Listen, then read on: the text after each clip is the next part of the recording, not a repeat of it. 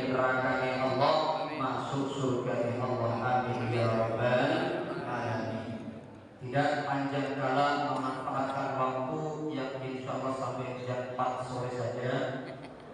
Alhamdulillah bahwa Jibril alaihi salam pernah menghadap Kanjeng Nabi Muhammad sallallahu alaihi wasallam dalam keadaan sedih nangis sejadi-jadinya. Tumben Rasul sallallahu alaihi wasallam pun kepo dan bertanya, "Ya Jibril, ma yubkika?" Apa yang menyebabkan engkau nangis apa wahai Jibril? Jibril menjawab alaihi salam, "Ya Rasulullah, jahannam ya Rasulullah. Jahannam ya Rasulullah." Namanya juga jahannam, sesuatu yang berobat-obat, yang membuat aku nangis ya Rasulullah. Rasul akhirnya meminta, "Hai Jibril, sifli jahannam, tulung sifatono, terangno tentang jahannam kaya apa perkembangannya." Jibril alaihissalam menerangkan, "Ya Rasulullah, sejak pertama kali jahannam Allah ciptakan, itu sudah sangat panas ya Rasulullah.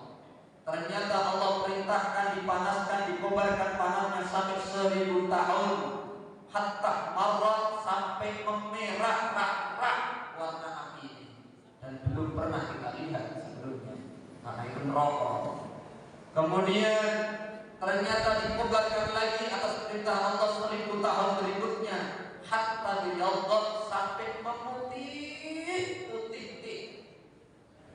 Kemudian dipanaskan lagi 1000 tahun berikutnya, ronde ketiga, hatta swaddat, sampai hitam, wahiyya sauda'u mudlimatun, dan itu benar-benar hitam yang pekat ya Rasulullah. Sekali lagi, belum pernah kita lihat api semacam itu di dunia. Kenapa Ustaz? Karena api yang ada di dunia adalah api ento-ento. Tahu ento-ento? Bahasa Inggris artinya apa Ustaz? Pura-pura. Api yang ada di dunia ini adalah api ento-ento, api bohongan jika dibandingkan dengan neraka jahanam. Bagaimana tidak mungkin? Dalam hadis Sahih Muslim, riwayat Imam Muslim, Nabi Shallallahu Alaihi Wasallam bersabda seperti ini, "Narukum minat dunia." Api ini panjenengan atau api ini kalian, mohon izin, kalian itu menunjukkan orangnya banyak atau sedikit? Banyak. Tidak menutup kemungkinan maksudnya, maka sebagian alim ulama mensyarah hadis Sahih Muslim ini dengan kumpulan panas dari zaman Nabi Adam hingga yaumul qiyamah, panasnya api jadi. Dalam jalur Syekh Razi bin Ahmad ada hadis seperti ini. Duri bangkit nar, bahwa api dunia itu yang seperti 70 tadi itu dicemplungke, direndemke fil bahri, di dalam lautan, sab'a marrat, 7 kali. Laula dzalika man tafa'a ahadun khalqillah, kalau enggak direndam sepertujuh panasnya neraka jahanam 7 kali minimal di lautan dunia, maka enggak ada satupun yang bisa ambil manfaat, tetap bakal binasa. Allahumma sholli ala Muhammad. Allahumma sholli ala Muhammad. Tak tambahin mana? Kanjeng Rasul sallallahu alaihi wasallam memperjelas seperti ini. Lalu anna ahlan nari ashabu narakum minad dunya lana fiha. Kalau saja sesungguhnya ahli neraka dikenai atau dikasih musibah, ujian, dibakar dengan narakum minad dunya, api panjenengan yang ada di dunia, walaupun api kompor Pak Ali, kompornya panjang gabung jadi satu untuk membakar ahli neraka, lana fiha, mereka pasti bisa tidur nyenyak. Kira-kira nanti dunia ini ento-ento atau beneran? Ento-ento saja. Itu bahasa seperti itu. Kalau dibandingkan dengan Jangan api ento-ento. Lah zaman sekarang ono model artis orang rokok masuk rokok, nanti tak orkes-orkesan juga sama artis internasional. Kira-kira orang seperti itu masih hidup gak orangnya? Ya Allah, mudah-mudahan dapat hidayah Allah Subhanahu. Amin. Sedangkan orang-orang yang penuh dekat karomah para alim ulama kita berpesan kepada kita, wahai santri, dongakno aku yo. Dan sedikit kiai-kiai yang berkaromah seperti itu. Dongakno aku, termasuk Pak Zubair Al-Marhum. Walaupun jutaan jumlah muridnya, dengan ketawaduannya, supaya aku ning akhirat nanti nasibnya selamat. Walaupun orang sampai masuk surga, orang rokok merasa belum pantas masuk surga, bahkan Zubair. Umpamanya nasibnya hanya bergelantungan pegangan akar pohon surga, selama-lamanya demi Allah aku ridho kepada Allah. Karena belum pantas masuk surga. Yang penting siji orang masuk merokok, karena tahu betul neraka itu dahsyat, gak bisa main-main. Allahumma sholli ala Muhammad.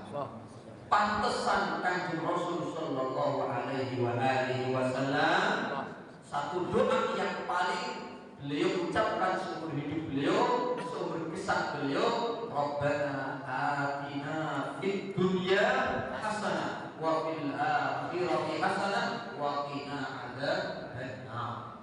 Yang artinya kurang lebih, ya Allah kami, tolong selama aku masih berada di dunia, masih ada nyawa pada badan saya, nasibnya sing apik-apik wae. Zahire apik, nilai pahalanya juga apik terus. Kemudian wafil akhirat hasanah, fase-fase akhirat mulai pecat nyawa, ruh dengan jasad pisah, nasibnya pun apik dumugi surga ni Allah. Amin. Amin. Sebetulnya kan cukup doa seperti itu. Dunia dan akhirat apik kan itu.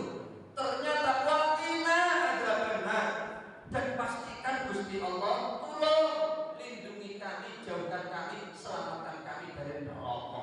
Itu menunjukkan betapa sepelenya api pada jalan. Lanjut atau tidak? Lanjut. Lototin saya materi kok. Allahumma sholli ala Muhammad. Allahumma sholli alaihi.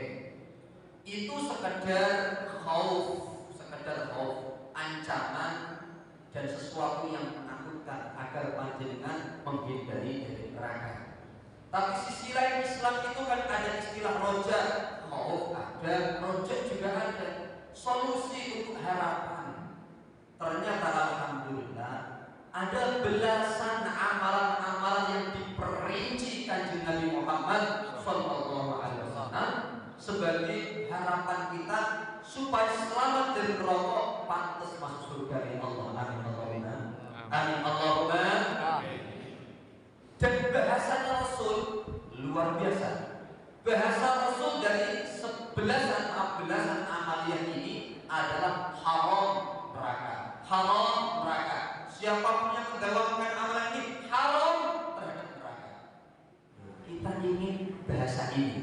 Gak ada yang lebih daripada bahasa haram yang biasa kita istilahkan lawan daripada halal. Pengennya benar-benar artinya seperti itu. Kita mendawamkan amalan-amalan tersebut gak dicipin rokok. Minimal kalimat haram yang nanti saya jelaskan dari Kanjeng Nabi Muhammad SAW berartikan dalam bahasa Arab ba'id, jauh. Minimal dengan amalan itu semakin jauh jarak kita dari neraka. Allahumma. Pertama, hadis pertama di antara belasan hadis tersebut, salatun man kunna fihi, ada 3 hal ada pada diri seseorang, maka hurrima 'alan nari wa hurrimatin naru 'alaihi, dia bakal diharamkan terhadap neraka, neraka diharamkan kepada dia. Mati saja belum kita ini, tapi bahasa Rasul kok sudah pakai fi'lul madhi, pakai kata kerja yang lampau, hurrima dan hurrimat. Itu menandakan apa? Bolak-balik pernah saya sampaikan. Rumus Al-Quran, rumus hadis, kejadian belum terjadi, tapi redaksinya adalah fi'lul madhi, kata kerja lampau, itu itu maksudnya adalah wajib atau lazim, lumrah atau mesti, bakal dipermudah apa yang haram dari neraka, neraka haram dari kita. Amin Allahumma. Apa itu ya Rasulullah? 3 hal dalam satu hadis ini. Iman billah, iman kepada Allah. Hubbullah, cinta mati kepada Allah. Kemudian wa an yulqa finnari fayuhtaraku fihi ahabbu ilaihi min an yarji'a ilal kufri. Insyaallah jamaah sudah paham artinya. Sudah paham belum? Kok enggak mandor? Yang artinya adalah seseorang dilempar atau dibakar urip-uripan dengan api dono. Itu ahabbu ilaihi, jauh lebih diinginkan oleh dia daripada an yarji'a ilal kufri, keluar menuju kekufuran alias murtad. Orang yang bisa merasakan lezatnya akidah iman Islam, ditawari karir yang meningkat, dunia seabrak-abrak, wedoan bahenol momos-momos orang karuan, orang noleh, seperti iman Islam harga mati. Allahumma sholli ala Muhammad. Allah. Itu tanda-tanda bakal haram dari neraka. Amin Allahumma. Yang kedua, cepat baiklah manfaatkan sampai jam 4 sore insyaallah. Yang kedua, hadis Rasul sallallahu alaihi wasallam dari Sayyidina Anas bin Malik radhiyallahu anhu, riwayat At-Tirmidzi atau At-Tirmidzi rahimahullah taala.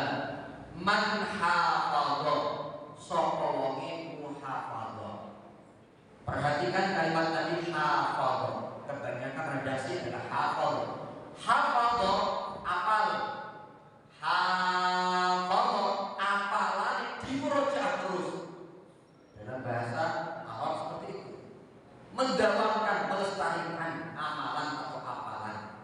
Rasul menyampaikan sallallahu alaihi wasallam, man hafadha, sapa wong mendawamkan ala sholawatil khamsi, terhadap sholat 5 waktu. Wes, kurang lebih kurang 5 waktu. Tapi syaratnya ala wudu'iha, wudune apik, wa mawaqitiha, kualitas waktune juga apik. Waktu sholat kan terbagi 3 secara global, dibagi oleh Imam Nawawi rahimahullah taala dalam kitab Al-Majmu' Syarhul Muhadzab. Sepertiga pertama yang paling afdol, awal waktu sepertiga pertama. Sepertiga yang tengah, yang kedua adalah ikhtiyari. Yang sepertiga terakhir adalah doruri. Udah mepet banget. Kalau sudah masuk sepertiga terakhir, cepat lakukan sholat. Kemudian apalagi syaratnya selain kualitas wudune apik, ojo ecek-ecekan. Waktune sholatnya juga apik. Yang ketiga warukujiha, rukune kualitas. Wasujudiha, sujudnya kualitas. Tak sambung dengan hadis yang lain. Sayyidina Ibnu Umar radhiyallahu anhuma pernah masuk ke dalam Masjid Nabawi. Nemu pemuda cukup ganteng. Kalau di sini gantengnya seperti orang di sini ganteng berbeda. Ternyata rajin sholat saat itu yang mulai. Lanjut bacaannya Bapak Ibu panjang banget. Tapi rokok sujudnya sebentar. Orang ibadah beda. Seabdul-abdulnya sholat, cara Nabi, tarawih, witir, yang mulai tahajud dan sebagainya adalah cara Nabi. Piye? Bacaan panjang-panjang, rukuk sujudnya juga panjang, sampai bolak-balik Ibnu Umar berkata, ahli Quran, aku pernah menjadi makmum yang Kanjeng Nabi sallallahu alaihi wasallam. Bacaan ternyata rakaat pertama Al-Baqarah habis, lanjut An-Nisa habis, lanjut lagi Al-Imran habis. Hadisnya seperti itu, Al-Baqarah, An-Nisa, Al-Imran. Ternyata nggak habis-habis, belum rukuk. Sampai Ibnu Umar bergumam dalam hati, aku pengen duduk-duduk saja. Kemudian pelan-pelan aku tinggalkan Kanjeng Nabi sholat sendirian. Allahumma sholli ala Muhammad. Ini terus rukuk sujudnya piye? Siti Aisyah pernah bersumpah, aku ketakutan dengan sujudnya Kanjeng Rasul. aku kira wafat ketika aku hendak hujat gugah Rasul, bangkitkan Rasul SAW, ternyata Rasul baru bangkit dari sujudnya. Ada apa ya Aisyah? Apa yang hendak kau lakukan dengan diri saya? Aku mengira wafat ya Rasulullah, saking lamanya sujud kanjeng Nabi Sallallahu Alaihi Wasallam. Kembali kepada hadis tersebut, Ibnu Umar radhiyallahu anhu mengomentari, wahai kawan-kawan, memperhatikan sholat pemuda itu yang bacanya panjang, tapi rukuk sujudnya pendek-pendek sebentar. Justru dibandingkan sholat orang itu, demi Allah, aku lebih suka sholat yang tipe, walaupun bacaan pendek-pendek, yang penting rukuk sujudnya yang lama. Ada apa di Ibnu Umar? Demi Allah, aku mendengar Nabi Muhammad Sallallahu Alaihi Wasallam. Kata Ibnu Umar dan An-Nasai radhiyallahu anhu, Rasul menyampaikan, tidak ada seorang muslim yang berdiri dalam keadaan sholat kecuali wudi'at durubuhu ala ra'sihi wa ala katifaihi, dosa-dosanya kecuali ditaruh, didokok di atas kepalanya dan di atas dua pundaknya. Kullama rabbana aw sajada, setiap kali panjenengan orang sholat rukuk atau setiap kali sujud, tasaqatat anhu dunubuhu, dosa-dosa rontok gugur kabeh. Amin Allahumma amin. Allahumma amin. Orang yang tahu ilmunya pasti menyukai sujud lama, rukuk lama. Lebih-lebih nasihati Imam An-Nawawi Al-Bantani dalam kitab Nihayatul Zaid, khususnya sujud yang terakhir lebih lama daripada sujud yang lain. Bisa dipahami kira-kira? Jelas atau belum? Nah, selesai masalah itu. Lanjut atau tidak? Lanjut. Katanya sudah jelas. Ditambah lagi, tadi ya, kembali kepada poin utamanya. Jawabkan sholat 5 waktu, harga mati. Sampaikan kepada keluarga sesukses apapun, harga mati. Bujumu sholat 5 waktu. Wudu kualitas, rukuk kualitas, sujud kualitas, waktu kualitas, apalagi yang terakhir, wajaro, yang lain, wajadunnu anna dzalika haqqan lillahi wahdah, haqqullah ta'ala. Yang kelima adalah meyakini itu semuanya hak Gusti Allah. Panjenengan sholat itu apik, khusyuk, bacaane tenang, tajwid taksinya bagus. Itu bukan karena sampingku oleh pejabat, sampingku oleh mertua, sampingku ada teman ini kanan kiri. Lah, aku jawabkan sholat yang wajib karena urusan aku dengan siapa? Allah. Hati Gusti Allah. Baru disumpahkan Rasul, orang seperti itu insya Allah haram dari neraka Allah. Pertanyaan saya, sholat yang model seperti itu loh, kira-kira angel apa gampang? Jujur saja, jujur kata jujur.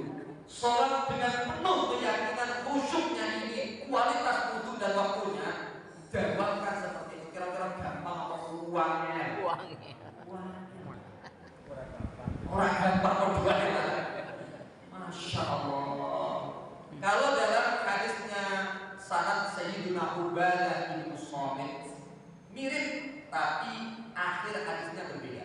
Sapa wong yang bisa mendawamkan sholat 5 waktu, kemudian fa'atamahunna, ia menyempurnakannya. Nah ini loh, kalimat menyempurnakannya kesenangan, menyempurnakannya dari segala bidangnya. Kemudian wa'aqamahunna, dan iqamahnya, tegakannya, wa'wasallahunna, dan ia sholat liwaktihinna, pada waktunya, tidak suka mundur apalagi sampai qadha. Kalau dipahami dengan pemahaman Syekh Muhammad bin Muhammad bin Hamid Al-Ghazali 505 Hijriah wafatnya, malah tambahan meneh. Apa itu? Seseorang itu sempurna sholatnya manakala hakikat sholatnya memang perlu dijaga. Kaya apa? Allahu Akbar. Siapa yang kita maha besarkan Bapak Ibu? Yang kita maha besarkan siapa kira-kira? Allah. Gak ada yang lain.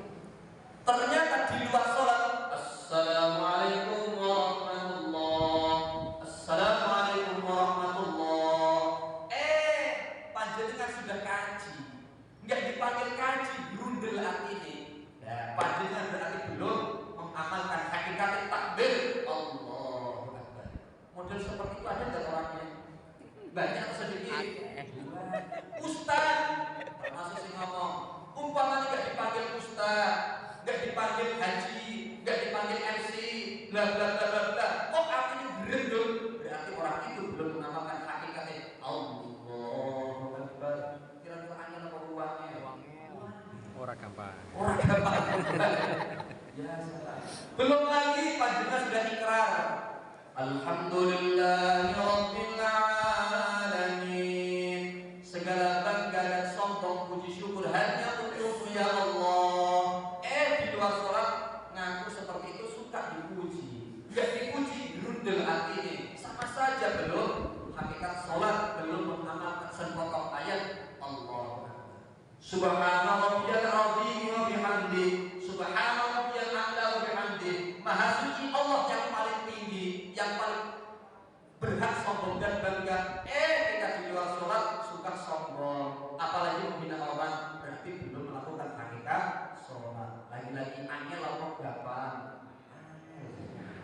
Lanjut apa betul? Lanjut. Sawas, enggak mau orang paham. Yang ketiga, ini pertanyaan buat saya dan panjenengan. Yang ketiga, apalagi amalan yang bisa mengharamkan, minimal berarti kan jauh dari neraka. Man hafadha, riwayat yang lain man sholat sintai asyarata rakaatan. Sapa wong sholat mendawamkan 12 rakaat fi yaumin wa lailatin, dalam satu hari satu malam. 12 rakaat itu apa Pak Bu? Sunnah apa namanya? Rawatib. Sunnah yang melekat pada 5 waktu tersebut. Diperinci oleh Kanjeng Rasul sallallahu alaihi wasallam dalam hadis Bukhari, kaitannya subuh berapa rakaat? 2 rakaat qobliyah. Terus zuhur qobliyahnya berapa? 4 rakaat. Oh iya. Boleh 4 rakaat salat, lebih utama 2 rakaat salat, 2 rakaat salat. Dan kitab I'anatul Talibin Syekh Abu Bakar Ad-Dimyati boleh 4 rakaat. Tapi dalam umumnya mazhab Syafi'i lebih utama 2 rakaat salat, 2 rakaat salat. Tapi seakal-akalnya, sedikit-dikitnya boleh tetap 2 rakaat. 4 rakaat. Kemudian ditambah lagi ba'diyah zuhur berapa rakaat? 2 rakaat. 2 rakaat. Kemudian asar tidak disinggung Nabi sallallahu alaihi wasallam. Tidak ada sunnah rawatib, jika ada sunnah mutlak, sunnah biasa. Kemudian maghrib apanya? Ba'diyahnya berapa rakaat? 2 rakaat. Kemudian isya apanya? Ba'diyahnya berapa rakaat? 2 rakaat. Siapa yang bisa mendawamkan sholat tersebut, akan terjadi insyaallah haramahullahu luhumahu wa basyaratahu 'alan nar. Haram kulite dagingnya dari neraka Allah. Amin ya rabbal alamin ya Allah. Sebetulnya hadis yang kedua mau izin tadi terlepas sedikit. Sapa wonge bisa mendapatkan sholat 5 waktu dengan kualitas berapa tadi adalah ia dari kiamat menghadap Allah, dan Allah punya janji tidak menyiksa orang tersebut. Itu kata salah dengan Sayyidina Abu Bakar bin Shalih. Oke, kita lanjut. Amalan yang keempat, umpamanya ada yang bilang, Ustaz, kami ini sering sibuk gawe Ustaz. Jogo 12 rakaat. Koyok-koyok kok angel Ustaz. Orang pokok. Tapi saya sampaikan, saya anjurkan, saya motivasi khusus zuhur, qobliyah dan ba'diyah jangan pernah kalah. Jangan pernah lemah atau KO. Karena hadis Bukhari dan Tirmidzi, Rasulullah sallallahu alaihi wasallam sebagai poin yang tepat, man hafadha sapa wong mendawamkan arba'an qabla dhuhri wa arba'an ba'daha, 4 rakaat sebelum zuhur, 4 rakaat setelah zuhur, haramahullahu 'alan nar, bahasa Kanjeng Nabi haram terhadap neraka Allah. Amin ya rabbal alamin. Sekali lagi, sak minimal 2 rakaat qobliyah, 2 rakaat ba'diyah, tapi jika mampu dawamkan 4 rakaat dan 4 rakaat. Ustaz, rahasianya apa? Kok khusus zuhur ada sunnah rawatib sebelum dan setelahnya? Qobliyah dan ba'diyah kok ada, bahkan sampai paling banyak 4 dan 4 kalau bisa. Rahasianya apa? Para ulama mempertanyakan pula. Bapak-bapak,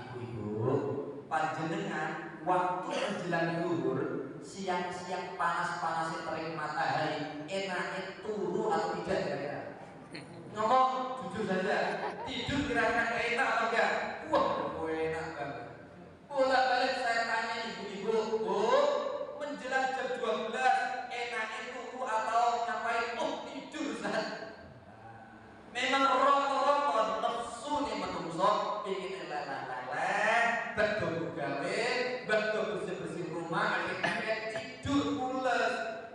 Saat enak-enaknya wong turu disemangati Gusti Allah, sholat zuhur 4 rakaat.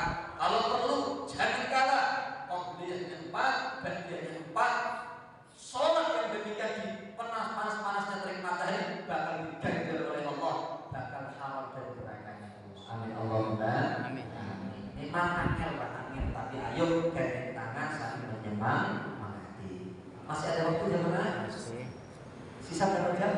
Masih akeh. Oh sange. Kemudian amalan berikutnya poso. Saat itu yang disinggung sunnah oleh Kanjeng Nabi Sallallahu Alaihi Wasallam, apalagi Ramadan. Oh saat berkah dan pahalanya. Tentu hanya Allah yang mengetahuinya. Man shoma yauman fi sabilillah harramahu Allahu 'alan nari bi 70 khalifah. Riwayat yang lain ba'adahu Allahu 'alan nari bi 70 khalifah, 70 sanah. Riwayat yang lain. Sapa wong mau poso sehari saja karena Gusti Allah, maka satu puasa satu hari tadi menjauhkan dia, mengharamkan dia dari neraka Allah sejarah minimal 70 tahun perjalanan. Apalagi kalau sampai puasa Ramadan sifatnya wajib. Allahumma sholli ala Muhammad. Saya berharap sekali lagi poso panjenengan diridhoi Allah. Amin. Membuat panjenengan haram terhadap neraka. Amin ya Allah. Kemudian yang keberapa Bapak Ibu? 5. 6 aja deh. Yang keenam pokoknya guys. Yang keenam gampang, ini gampang, amalan gampang. Dan saya berharap tularkan, transfer kepada keluarga atau siapapun yang membutuhkan. Boleh jadi panjenengan masuk surga nih, selamat dari neraka nih, bukan dengan amalan yang berat, tapi dengan amalan sepele yang lewat SMS, lewat Facebook, Instagram, kilogram, setengah gram, panjenengan share, ternyata ada yang tobat dan mengamalkan ayat doa tersebut. Apa itu? Nabi Muhammad Sallallahu Alaihi Wasallam bersabda, terjemahan lain Swen, sapa wong minta surga, syaratnya ping 3. Ojo kurang dari ping 3 meskipun boleh. Sapa wong minta surga 3 kali. Allahumma inna nas'aluka al-jannah umpamanya. Ya Allah surga, ya Allah surga, ya Allah surga, ya Allah, apa dengan bahasa. Maka mesti detik itu pula surga berucap donga kepada Allah. Allahumma adkhilhul jannah, masukkan orang itu ke dalam surga. Wa man istajara minan nar salasan, sapa wong minta dijauhkan dari neraka Allah, minta diselamatin dari neraka 3 kali syaratnya, maka mesti saat itu pula neraka berdoa, Allahumma ajirhu minan nar, ajirhu minan nar, ya Allah jauhkan, selamatkan orang itu dari neraka. Hadis Abdul ini kira-kira enteng apa enteng? Enteng. Ingat syaratnya telu dalam satu majelis. Makanya Kanjeng Rasul sallallahu alaihi wasallam amaliyah wiridan dan doa setiap kali sholat fardu selesai itu. Cerita dari Sayyidina Jabir bin Abdullah radhiyallahu anhu mesti diantara Allahumma ajirni minan nar, Allahumma ajirni minan nar, Allahumma ajirni minan nar. Tolong diamalkan terus, sampaikan kepada anak-anak wiridan Abdullahi Allahumma ajirni minan nar ping 3. Namun khusus maghrib dan subuh usahakan berapa kali? 7 kali. Gampang atau gampang? 24 insyaallah. Kemudian yang ke-7, perihal panjenengan ini yang punya amanah pekerjaan bugawe aktivitas dunia. Ojo salah niat. Saya ulangi lagi, ojo salah niat dari sejak berangkat dari rumah sampai pulang ke rumah. Direwangi udan-udanan, macet-macetan, capek, pusing, stres tingkat internasional. Ojo salah niat. Supaya apa? Insya Allah setiap nafas panjenengan saat begawe menjadikan panjenengan haram terhadap neraka Allah. Amin. Yang ke-7, ini yang ke-7. Rasul sallallahu alaihi wasallam hendak menyampaikan khutbah Jumat di atas mimbar Masjid Nabawi. Lewat raudhah, tiba-tiba ada salah seorang jamaah para sahabat, seorang sahabat, dia posisi hidupnya Rasul saat iktikaf juga seperti ini. Tiba-tiba nampak berdebu sekali kaki dan betisnya seseorang sahabat tersebut. Rasul pun bertanya, wahai gulam, kenapa kakimu berdebu seperti itu? Mungkin nempel-nempel debu nih. Kalau bahasa Inggrisnya berdebu itu gedibal, itu loh. Gedibal. Kenapa gedibal kakimu, wahai gulam? Akhirnya orang ini menjawab, ya Rasulullah, rumahku waduh kaki Rasul, jauh kaki Rasul, penuh tantangan, penuh rintangan untuk Masjid Nabawi ini, pengen sholat jamaah maupun sholat Jumat. Apa jawaban dan komentar kanjeng Rasul SAW? Walladzi nafsu Muhammadin biyadihi, demi nyawa Muhammad SAW ada pada kekuasaan Gusti Allah. Demi Allah, man saqawami, ini penting.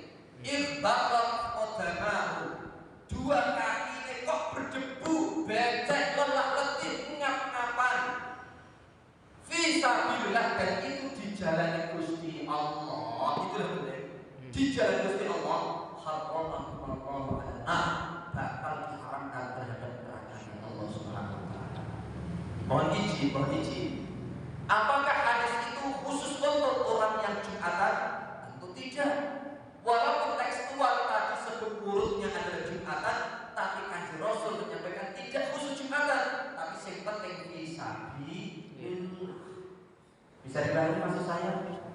Ngemeng-ngemeng bugawe jihad fisabilillah tidak? Ya. Fisabilillah, masya Allah. Tak kandang. Ini rahasia di antara kita.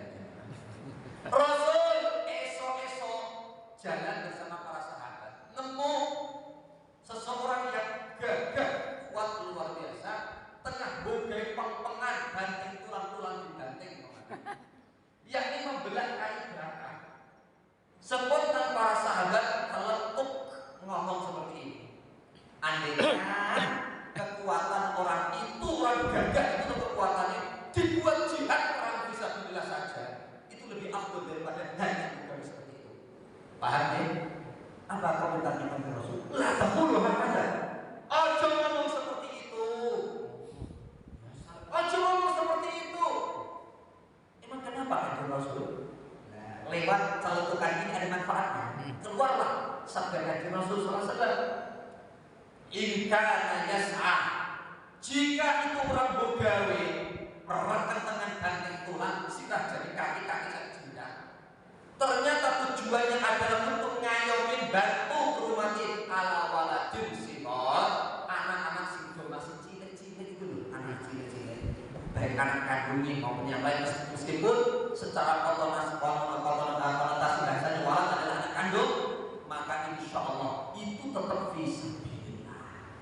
Yang kedua, kata Rasulullah SAW lanjutan, au ikan yas'a, atau yang begawe pempengan ternyata anak aqalibihi al-bi'ah, pengen bantu ngayomi wakweh nyok kepada kerabat-kerabat yang lemah, itu tetap setiap nafas dan pola tingkah fisabilillah. Yang ketiga, wa au ikan yas'a yata'affa, ternyata atau ia begawe pempengan dalam rangka jaga izzah, jaga iffah, tidak ingin ngamen-ngamen, ngemis-ngemis pada orang lain, berapapun hasilnya tetap begawe daripada menurunkan martabat dia, itu tetap fisabilillah. Kecuali jika orang itu begawe ternyata di dunia bersepertinya, yang dituju orientasinya dunia lalu perhiasannya. Bahasa hadis yang lain, riya wa mufakharatan, bangga urusan dunia. Aku pengen kaya-kayaan supaya nyaingin saingan tombokku kemarin. Ya salah. Tak lain sadar atau tidak, rekan dengan dia, begawe dia adalah fisabilillah syaitan. Sabda Rasul, ia tengah memperjuangkan jalan syaitan. Saya berharap jangan sia-siakan. Sudah stres-stresan, jauh-jauh, macet-macetan, terus rakaruan, jangan salah niat. Karena jemaah manggung-manggung takut paham pokoknya. Lanjut atau tidak? Lanjut. Masih lanjut aja. Oh, cukup? Oh, cukup. Masih banyak insya Allah dilanjut di episode yang akan datang. Subhanallahumma wa bihamdika asyhadu an la ilaha illa anta astaghfiruka wa atubu ilaik. Yuk baca Fatihah. Mudah-mudahan hati kita semuanya, orang tua kita semuanya, keluarga besar kita semuanya, dzurriyyah kita semuanya diistiqomahkan oleh Allah. Iman, Islam, ihsan sampai husnul khotimah di barakatil Fatihah. A'udzubillahi minasyaitonir rajim. Bismillahirrahmanirrahim. Alhamdulillahirabbil alamin. Arrahmanir rahim. Maliki yaumiddin. Iyyaka na'budu wa iyyaka nasta'in. Ihdinas siratal mustaqim. Siratal ladzina an'amta 'alaihim ghairil maghdubi 'alaihim waladdallin. Amin ya rabbal alamin. Wabillahi taufiq wal hidayah. Wassalamu